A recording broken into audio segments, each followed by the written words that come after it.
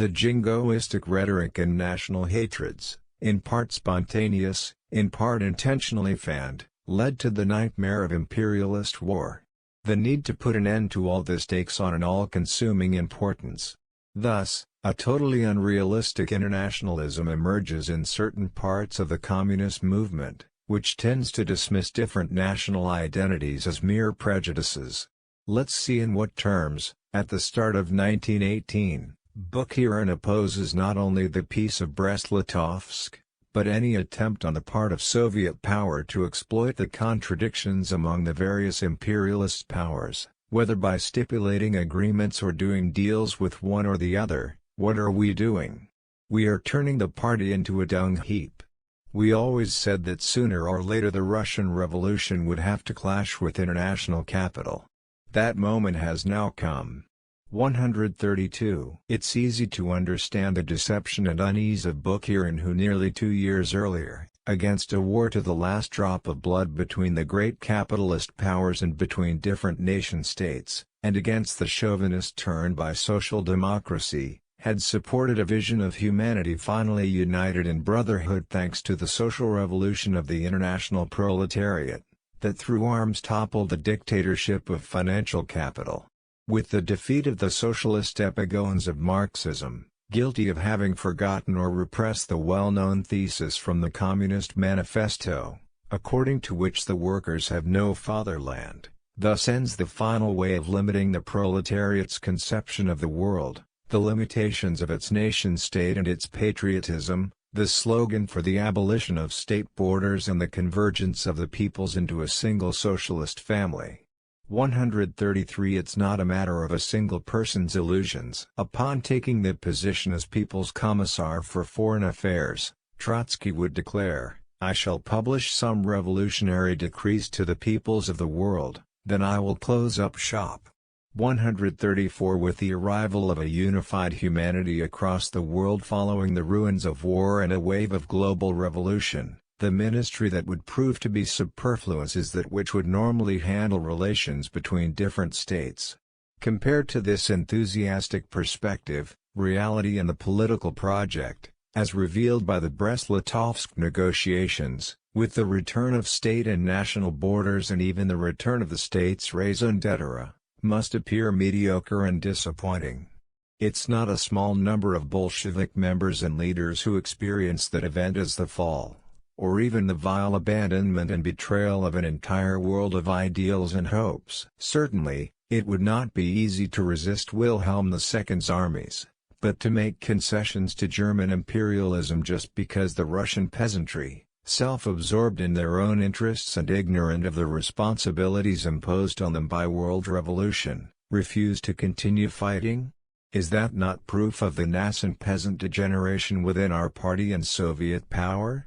Toward the end of 1924, Bukharin describes the common sentiments among the pure-blooded left communists and the circles that sympathized with Comrade Trotsky during the Brest-Litovsk period. Comrade Ryazanov stood out in particular, who at the time quit the party because, in his opinion, we had lost revolutionary purity.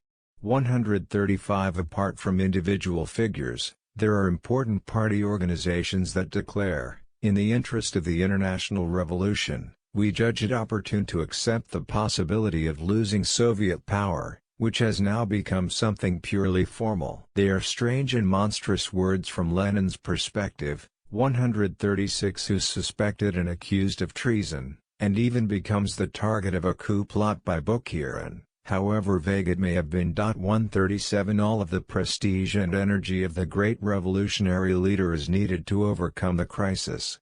But it emerges again some years later. With the defeat of the Central Powers and the outbreak of revolution in Germany, Austria, Hungary and its potential outbreak in other countries, the outlook the Bolsheviks were forced to abandon with Brest-Litovsk appears to again acquire new vitality and relevance. At the conclusion to the First Congress of the Communist International, it's Lenin himself who declares, "The victory of the worldwide proletarian revolution is guaranteed. The founding of the International Soviet Republic draws near." 138. Therefore, The imminent defeat of capitalism around the world would have been rapidly followed by the fusion of different nations and different states into a single entity. Again, the foreign ministry was about to become superfluous. The twilight of that illusion coincides with Lenin's illness and death. The new crisis is even more serious because now, inside the Bolshevik Party, there's no indisputable authority. From the point of view of Trotsky, his allies, and his followers, there can be no doubt, what had dictated the choice of socialism in one country and the consequent neglect of the idea of world revolution, wasn't political realism and a calculation of the balance of forces, but bureaucracy, opportunism, cowardice, and in the last analysis, betrayal. The first to face this accusation is Stalin, who from the start had dedicated special attention to the national question, looking toward the victory of the revolution at an international level, but thinking first of Russia. Between February and October of 1917, he had presented the proletarian revolution not only as the necessary instrument to build the new social order, but to also reaffirm Russia's national independence. The Entente tried to force Russia, through all possible means, to continue fighting and bleeding, and similarly tried to transform it into some type of colony of Britain, America and France. Worse yet, they behaved in Russia as if they were in Central Africa. 139 complicit in this operation were the Mensheviks, who with their insistence on the war's continuation, accepted the imperialist diktat, and were open to the gradual sale of Russia to the foreign capitalists, leading the country to ruin and revealing themselves, therefore, as the true traitors to the nation. Against all this, the completion of the revolution not only promoted the emancipation of the popular classes, but cleared the way to the effective liberation of Russia. 140 after October, the counter-revolution, unleashed by the Whites and supported or encouraged by the Entente, was also defeated due to the appeal to the Russian people by the Bolsheviks to resist the invasion by the imperialist powers determined to reduce Russia to a colony or semi-colony of the West. It's for that reason even officers from the nobility had given their support to the new Soviet order. 141 and Stalin had distinguished himself once again in promoting this line, describing the situation during the Civil War as follows. Quote, a victory by Denikin and Kolchak means the loss of Russia's independence, the transformation of Russia into a rich source of money for the Anglo-French capitalists. In that sense, the Denikin-Kolchak government is the most anti-popular and anti-national government. In that sense, the Soviet government is the only popular and national government in the best meaning of this term, because it carries with it not only the liberation of the workers from capital, but also the liberation of all of Russia from the yoke of world imperialism, and the transformation of Russia from a colony into a free and independent country. 142 on the battlefield, Russian officers who've sold out, who've forgotten Russia, who have lost their honor and are ready to switch to the side of the enemy of workers and peasants. Russia confronts soldiers of the Red Army, who are aware that they fight not for capitalist profit, but for the liberation of Russia. 143 From this perspective, the social struggle and the national struggle are interlinked, replacing imperialist unity with a unity founded on the recognition of the principle of equality between nations. The new Soviet Russia had put an end to the disintegration and the complete ruin represented by the old Tsarist Russia. At the same time, while increasing its strength and its weight, the new Soviet Russia had contributed to the weakening of imperialism and the victory of the revolution around the world. 144 However, when the course of the Civil War and the struggle against foreign intervention started to improve, illusions had taken hold about a rapid expansion of socialism in the wake of the Red Army's successes, and its advance far beyond the borders established in Brest-Litovsk.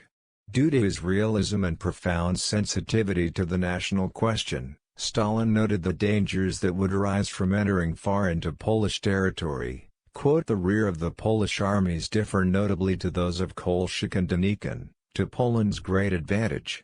Different from the rear guard of Kolchak and Denikin, the Polish troops are homogeneous and have a single nationality.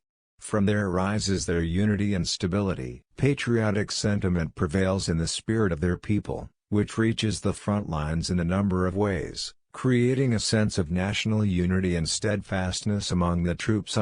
Therefore, it was one thing to defeat in Russia an enemy discredited in national terms, but it was another matter to confront outside of Russia a nationally motivated enemy.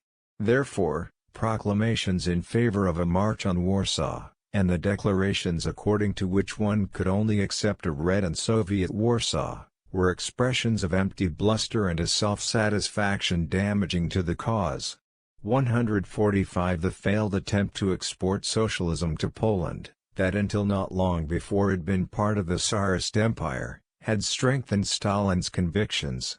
In 1929, he pointed to a phenomenon in large part unexpected by the protagonists of the October Revolution: the stability of nations is tremendously solid.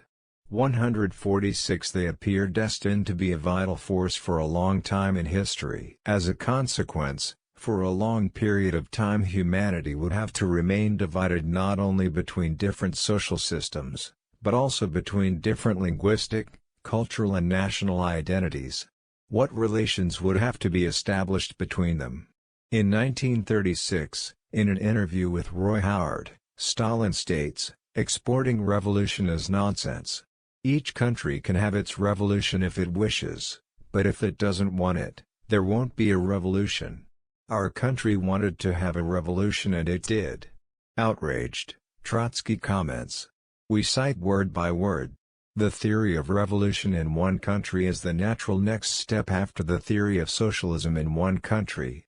We have proclaimed an infinite number of times that the proletariat in the country with the victorious revolution is morally obligated to help the revolting and oppressed classes, and not only in the realm of ideas, but also with weapons, if possible.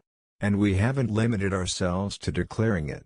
We have defended with weapons the workers of Finland, Estonia, and Georgia. We tried, by marching on Warsaw with the Red Army, to offer the Polish proletariat the opportunity to have an insurrection. 147 Having exhausted the vision of an international Soviet republic, and with it the final disappearance of state and national borders, Stalin makes use of the principle of peaceful coexistence between countries with different social systems. But this new principle, that was the result of a learning process and that guaranteed the Soviet Union the right to independence in a world that was hostile and militarily stronger, in the eyes of Trotsky appeared to be a betrayal of proletarian internationalism, as well as the abandonment of the duty of mutual and active solidarity between the oppressed and exploited around the whole world. His polemic against the political turn is unending, against the transformation of the initial internationalist revolutionary program into a conservative national program, against the national pacifist foreign policy of the Soviet government, against ignoring the principle based on the idea that a single worker state should alone carry out the role of leading the world revolution.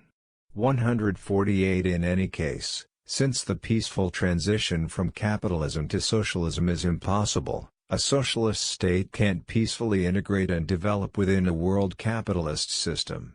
It's a position that Trotsky stresses still in 1940. It would have been better not to have started the war against Finland, but once started, it should have been seen through until the end, that is, until the Sovietization of Finland.